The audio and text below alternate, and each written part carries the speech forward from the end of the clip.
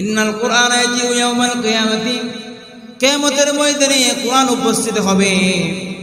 আর ফায়াকুলু রাব্বি, আর কিয়ামতের ময়দানে যখন মানুষগুলো উলঙ্গ অবস্থায় থাকবে, যখন মানুষের পরনে কোনো কাপড় থাকবে না, তখন এই কোরআনুল কারীম তার কারিকে তার পরনে পড়ার জন্য রব্বে কারীমের কাছে ফরিয়াদ করবে, প্রভু ভাই ইয়া রব্বি হাল্লিহি, ওগো মালিক তার জন্য পোশাকের ব্যবস্থা করে দাও। নবীজি বলেন এরপর আল্লাহ রাব্বুল আলামিন ফায়ুলবাসু তাজাল কারামাতি, প্রথমত কোরআন যখন তার সাহেবে কোরআনের জন্য সুপারিশ করবে, আল্লাহ রাব্বুল আলামিন ওই কোরআন পড়নে বলার জন্য সম্মানের মুকুট পরায়া দিবেন।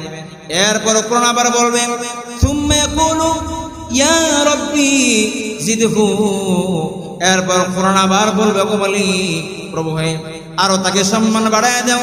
নবীজি বলেন ফায়ুলবাসু হুল্লাতাল কারামাতি, দ্বিতীয়বার কোরআন যখন ফরিয়াদ করবে সুপারিশ করবে, এরপর আল্লাহ রাব্বুল আলামিন তাকে সম্মান আরো বাড়ায়া দিবেন, সম্মানের পোশাক পরায়া দিবেন।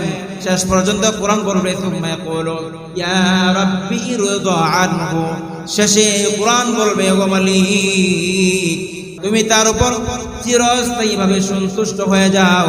নবীজি বলেন এই কথা বলার পর স্বয়ং রব্বুল আলামিন ওই ব্যক্তির উপর চিরস্থায়ীভাবে সন্তুষ্ট হয়ে যাবে। সুবহানাল্লাহ।